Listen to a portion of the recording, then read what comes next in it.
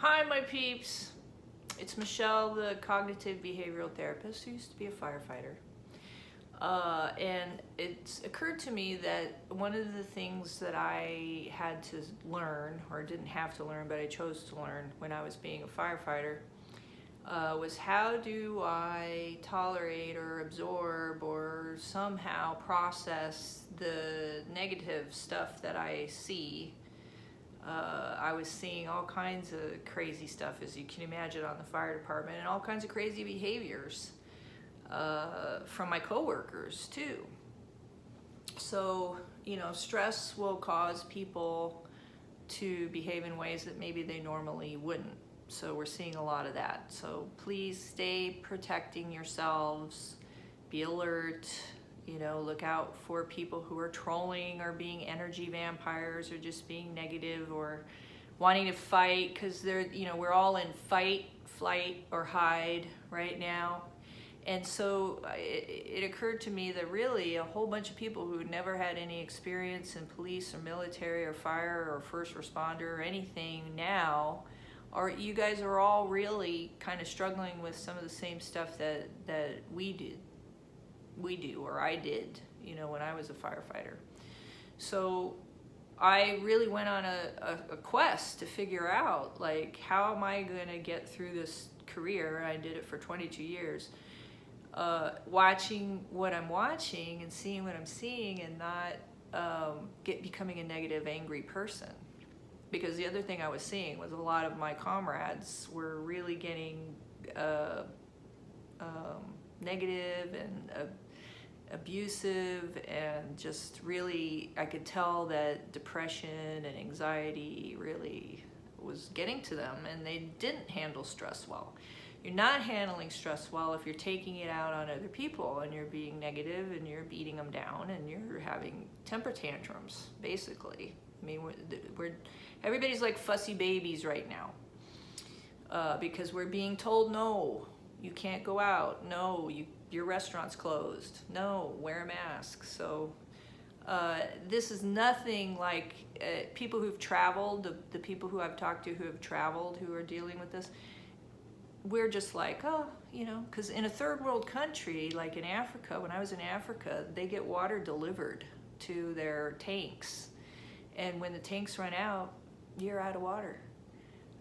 So you've got to boil it and bathe out of buckets and do what you got to do. They don't sit around and get angry and try to blame somebody or whatever. They just figure out, hey, we got to take a bath. Let's go get water and we'll take a bath. So our first world country is not used to this, and we're very far from having to take a bath in a bucket. So that's the first thing. The first thing is to really triage, how bad is it right now? Like, is someone going to die? If someone's going to die, then that's a situation that I feel urgent about, that I feel very energized about, passionate about. It's like, let's get in there and help. And right now, yeah, lots of people are dying. So, and there's nothing much we can do about it except wear the mask. You can wear the mask, that will help. We know that. That's the science. So you triage things, and if something's, we're going to have little inconveniences. Your store's not going to have the right brands, or, you need to keep up on your prescriptions, because you can't just wait to the last minute in this new world. You've got to prepare. You've got to be ahead of things. You've got to be stocked up on some things. I would recommend 2 weeks of the important things that you really need. So when you see your medications starting to run out, 2 weeks worth, then go get it refilled. And I've done it many times where I've blown it, so don't beat yourself up. But just try to stay on top of those important things right now, like medication or foods that you like or whatever. But don't, if you're going to get really upset every time you have an inconvenience or something's not ready when you want it to be, then you're going to just have an angry couple of years, probably a year or two, where we're going to things aren't going to be as convenient as they were before. So I'm a fan of kind of triaging the situation, seeing what it is, seeing, what I can and cannot control about it. Can't control other people. I can't control if they're going to wear the masks. Guess what? I'm just going to try to be a good example, wear the face coverings, and try my best to, you know, be happy each day still. So the way that I learned to do that is by, because I've seen, like I was saying, I've seen all kinds of stuff. And I had to come up with a way of thinking about it that was going to be like a mantra that was going to help me. So when I saw, and I did see, you know, innocent people murdered, just like most people in any city now probably know somebody from gun violence who's been hurt or murdered. We're seeing on the news, you know, people dying who have families, who don't have families, they're dying alone. That's all really tragic shit to try to digest.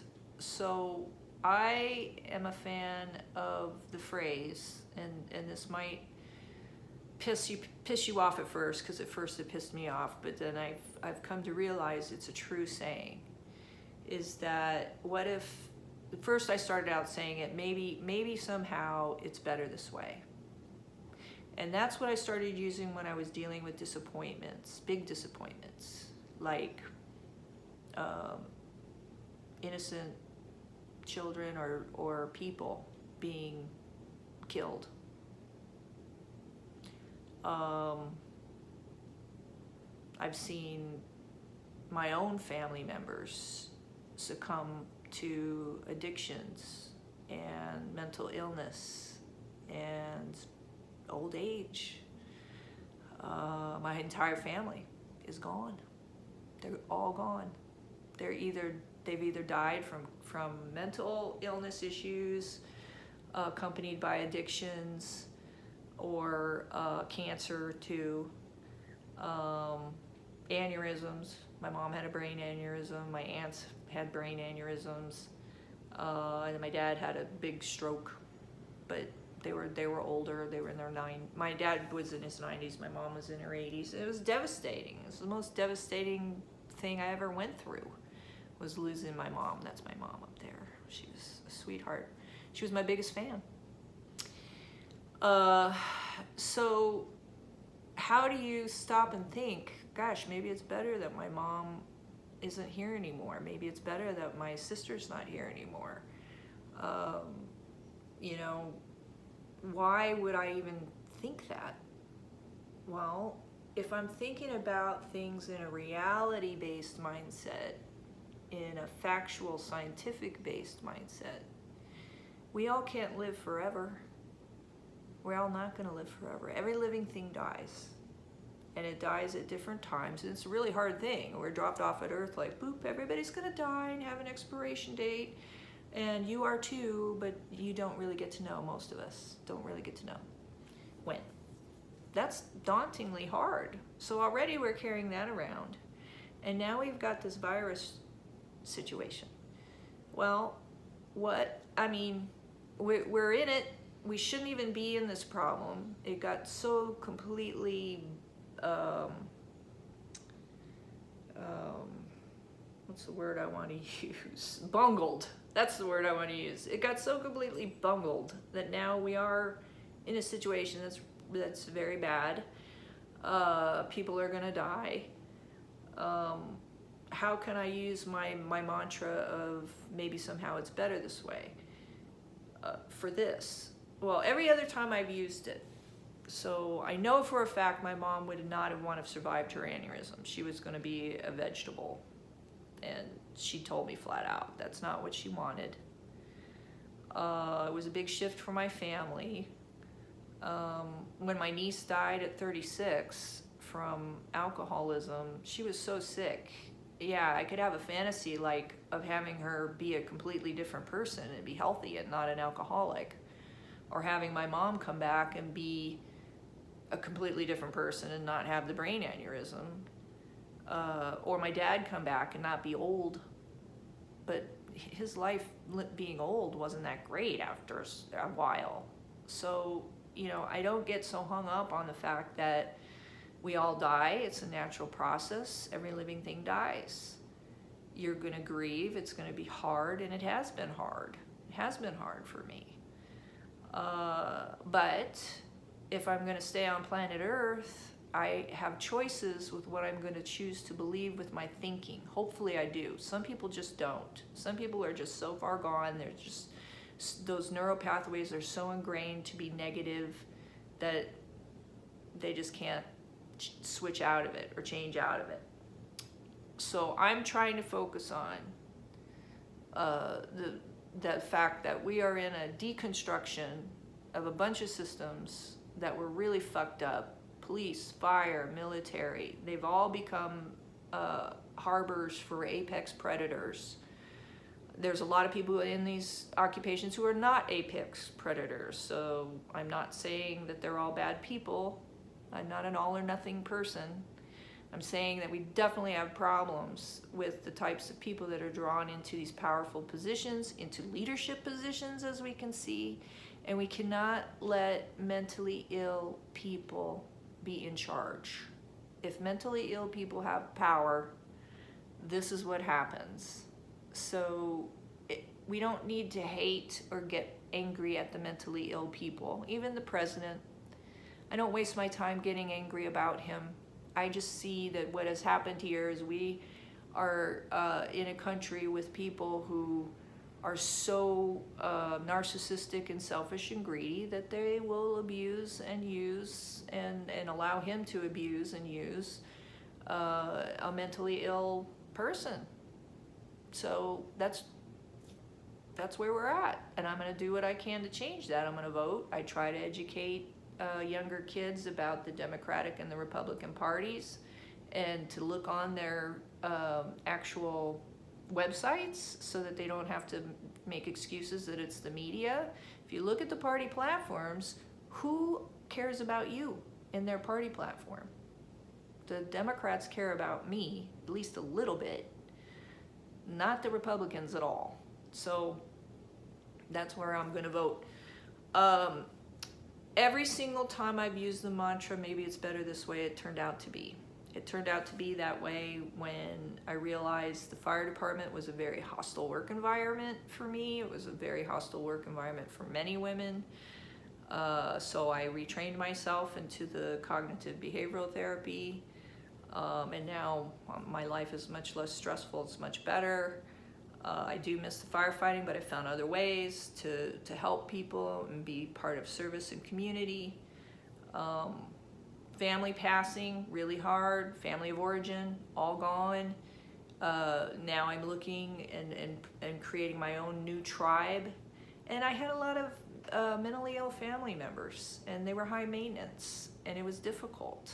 And so I have to say that in some ways it's been super hard, but in others it's been better because I get to now pick and choose. You can't choose your family, but you can pick and choose your friends, and you can pick and choose what family members you're going to try to give energy to and which ones you're not, because you do need to conserve your energy right now, and you need to stay positive because this is a long haul. So my suggestions would be, when I worked with the shaman, she helped me understand that if we came to planet Earth and we were just helpless victims of some omnipotent force that was, punishing us for showing up here, trying to do our best, that's really dysfunction. That's a dysfunctional system, and I don't believe in that. So I believe there's some process of life. It could be a mix of science and God, you could call it faith, you could call it whatever, but I believe there's a process going on that's constantly trying to nurture and protect us. And even when we get disappointed, it's still trying to lead us in a better direction. So I'm choosing to believe that, yeah, we're all in this mess together, but a lot of these old, archaic dinosaur systems that are set up for the patriarchy are getting torn down right now, maybe even in our own lives. We're reassessing who do we want around us, and then we're rebuilding. We're going to rebuild this better than ever. So think that way about your life. How can we rebuild better than ever? And the people who are dying from the COVID would not have very happy, good lives if they survived it, if they were that sick. And I, for one, wouldn't sign on for that. So I do believe we co-create our realities with some divine source of, could be quantum physics, whatever it is. And we're co-creating it all the time with our thinking. And if we're thinking, you know, we're all fucked, this is terrible, which I've thought that many times. Like when the judge overturned the jury's decision for my lawsuit after 8 years of battling a lawsuit. And then I had to go I didn't have to go, I chose to go another 2 years to the appellate court till I finally won. When he came back and took away that jury's decision, and judges can do that, did you know that? I felt devastated. And all I could think of was, I'm fucked. And as soon as I realized, okay, what would you tell your clients, Michelle? And I realized, oh, somehow maybe it's better this way. That I got another 2 years with this, more money too. I mean, I was gonna lose a ton of money. And I ended up winning, and it ended up going to the Ninth Circuit Court. There's a video of it on YouTube. It set precedents, and I got a lot more support during that 2 years because I went out to get it and educate people about what was going on. So, long story short, you're not killing these people. COVID is killing these people. And you can only do what you can do about it. And if you are not enjoying your life and eating good food and being with good people and watching the sky and watching the sunsets and playing with your dogs and still having fun and loving others and being good to yourself, then you're not honoring anybody else who's not here to do that. I think it's important that we live our lives the best that we possibly can in order to really honor the fact that there's people who don't make it as long as we do, or have it as good as we do. So trying to get into a place of gratitude for all the things that are going right, because there's way more things going right than going wrong. We're not a third world country yet. Some ideas we are, but we still have running water, hot water, coffee, good things. So anyway, I hope this helped, but that is one of the ways that I have tried to work with first responders and worked with myself in my own life, is triage.